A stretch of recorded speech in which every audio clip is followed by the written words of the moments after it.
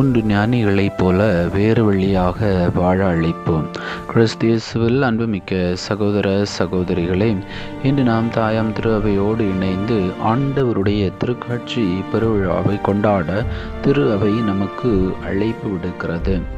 இன்றைய இந்த விழா நமக்கு கற்றுத்தரக்கூடிய ஒரு முக்கியமான பாடம் என்ன என்று பார்க்கின்ற பொழுது, ஆண்டவர் இயேசு கிறிஸ்துவை சந்தித்த 3 ஞானிகளுடைய வாழ்வானது முற்றிலுமாக மாற்றம் பெற்ற ஒரு வாழ்வாக அவர்கள் தங்களுடைய பாதையை மாற்றிக்கொண்டார்கள் என்பதை நமக்கு தெளிவாக எடுத்துரைப்பதாக அமைந்திருக்கிறது.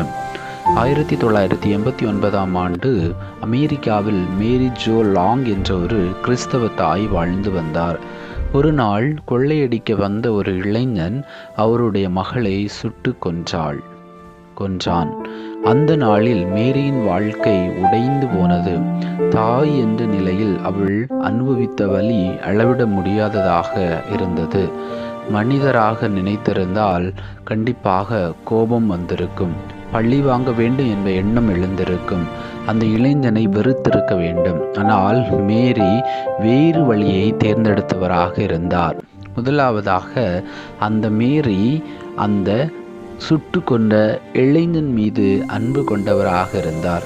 எப்படி என்று பார்க்கின்ற பொழுது அவர் சொன்ன முதல் வார்த்தை, என் மகளை நான் இழந்தேன், ஆனால் இன்னொரு தாயும் தன் மகனை இழக்கக்கூடாது என்று சொல்லி தன்னை சுட்டு கொன்ற அந்த இளைஞனை அவள் அன்பு செய்தாள். அதைத்தான் மத்திய நற்செய்தி 5ஆம் அதிகாரம் 44 இறை வார்த்தை, எதிரிகளையும் அன்பு செய்யுங்கள் என்று சொல்லப்பட்ட அந்த இறை வார்த்தையை இந்த தாய் அந்த இளைஞன் மீது அன்பு செலுத்தக்கூடியவளாக இருந்தார்.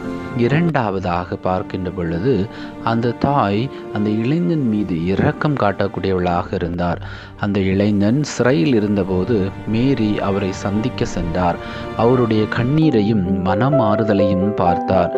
அவர் சொன்னார், நீ தவறு செய்தாய், ஆனாலும் என்னுடைய மகளை சுட்டு கொண்டாய், ஆனாலும் நான் உன் மீது இரக்கம் காட்டக்கூடியவனாக இருக்கிறேன் என்று சொன்னாள். இதைத்தான் மத்திய நற்செய்தி 5ஆம் அதிகாரம் 7 இறை வார்த்தை சொல்லுகிறது, இரக்கமுள்ளோர் பேறு பெற்றோர்கள் என்று சொல்லப்பட்டிருக்கிறது. அதே போலவே மூன்றாவதாக தன்னுடைய மகளை சுட்டு கொன்ற அந்த இளைஞன் மீது மன்னிப்பை வெளிப்படுத்தக்கூடியவளாக இருக்கிறார். நீதிமன்றத்தில் அந்த இளைஞனுக்கு தண்டனை அளிக்கும் முன் மேரி நீதிபதியிடம் கேட்டார், அவனுக்கு மரண தண்டனை கொடுக்க வேண்டாம், அவனுக்கு மனமாற்றம் பெற ஒரு வாய்ப்பு கொடுங்கள்.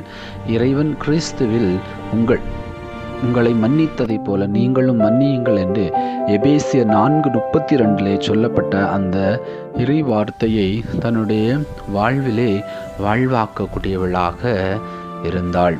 அந்த இளைஞன் சிறையில் மனமாற்றம் அடைந்தான், தனது வாழ்க்கையை மாற்றிக்கொண்டான், பலருக்கு சாட்சியாக மாறினான்.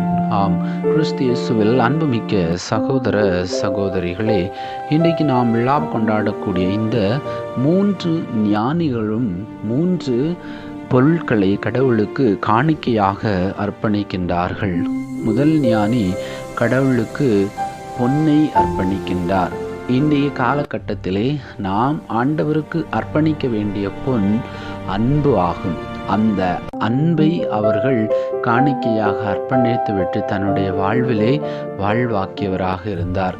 முதலாவதுடைய ஞானியினுடைய அந்த அன்பு எப்படி இருக்கிறது என்று பார்க்கின்ற பொழுது, ஞானிகள் நீண்ட தூரம் பயணம் செய்தார்கள். அவர்கள் வசதியை தேடவில்லை, ஆனால் அன்புடன் தேடி வந்தார்கள்.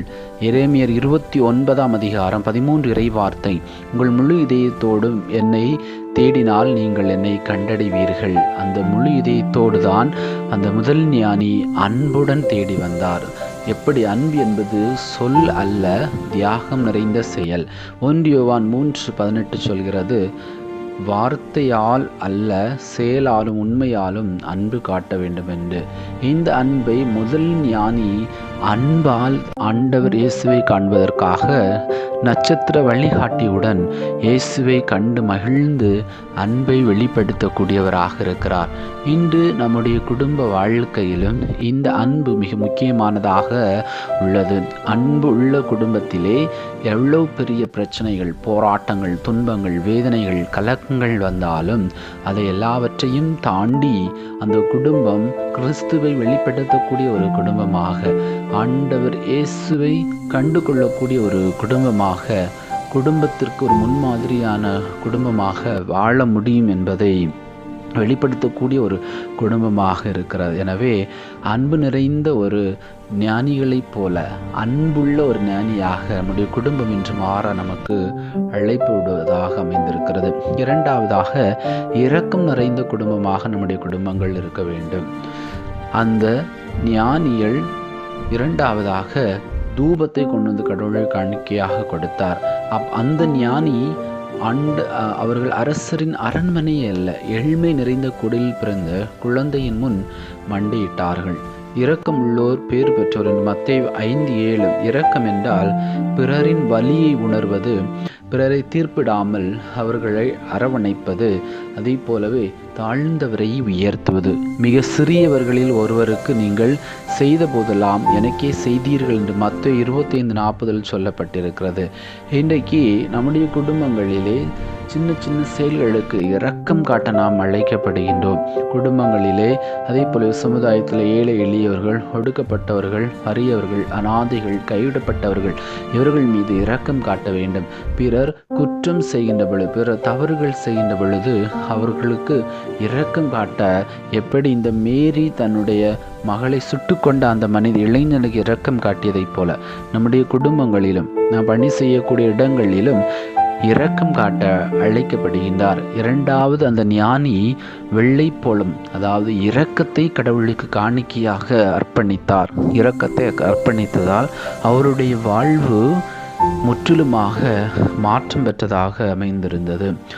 மூன்றாவதான ஞானி வெள்ளை போலத்தை கடவுளுக்கு காணிக்கையாக அர்ப்பணித்தார். இந்த வெள்ளை போலம் எதை குறிக்கிறது என்று சொன்னால் மன்னிப்பை வெளிப்படுத்தியதாக அமைந்திருக்கிறது. எப்படி என்று பார்க்கின்ற பொழுது இந்த ஞானிகள் ஏரோதிடம் திரும்பி செல்லாமல் வேறு வழியாக சென்றார்கள். இது எப்படி பார்க்கப்படுகிறது என்று சொன்னால் தீமையோடு கூட்டணி செய்யாத ஒரு தீர்மானம், பழிவாங்கும் பாதையை மறுத்த ஒரு மனநிலை. எபேசியர் 4:32 சொல்லப்பட்டிருக்கிறது, கிறிஸ்து உங்களை மன்னித்ததைப் போல நீங்களும் பிறரை மன்னியுங்கள். எப்படி இந்த நிகழ்விலே மேரி தன்னுடைய மகளை சுட்டு கொன்ற அந்த இளைஞனை மன்னித்ததைப் போல நம்முடைய குடும்பங்களிலே சிறிய தவறுகள், குற்றங்கள் செய்கின்ற பொழுது கணவன் மனைவியை மன்னிக்க வேண்டும், மனைவி கணவனை மன்னிக்க வேண்டும், குழந்தைகள் பெற்றோர்களை மன்னிக்க வேண்டும், பெற்றோர்கள் பிள்ளைகளை மன்னிக்க வேண்டும். அதே போலவே சகோதர சகோதரிகள் சகோதரன் செய்யக்கூடிய குறைகளை, குற்றங்களை மன்னிக்க வேண்டும். அவ்வாறு மன்னிக்கின்ற பொழுதுதான் அது உண்மையான ஒரு கிறிஸ்தவ வாழ்வாக மாறும்.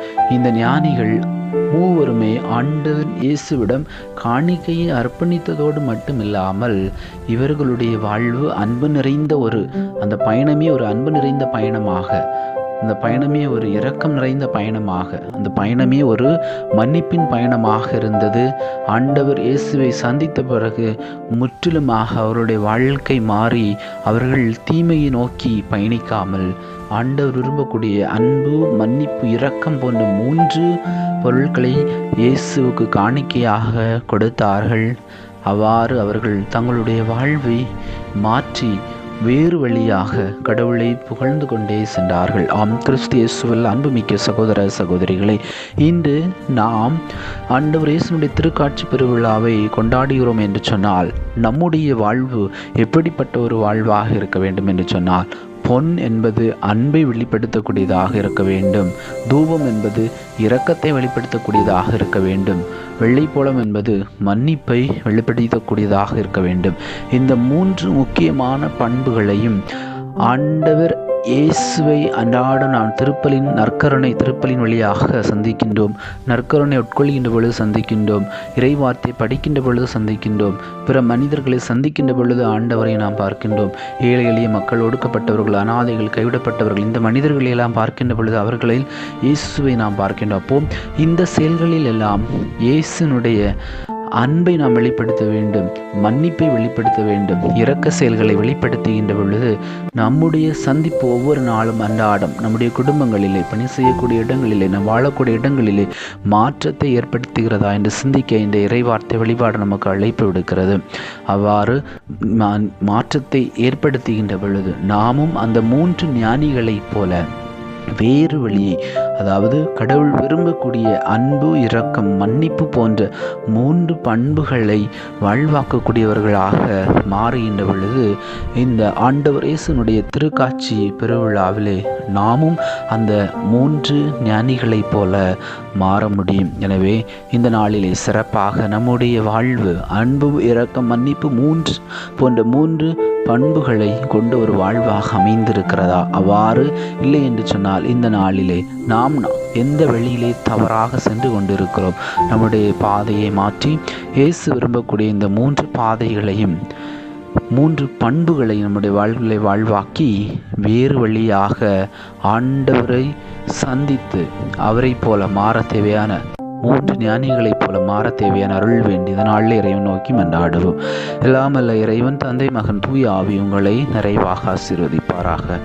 அனைவருக்கும் 3 ஞானிகளுடைய விழா நல்வாழ்த்துக்களை தெரிவித்துக் கொள்கிறேன். எல்லாமல்ல இறைவன், தந்தை, மகன், தூய ஆவி உங்களை நிறைவாக ஆசீர்வதிப்பாராக. ஆமீன்.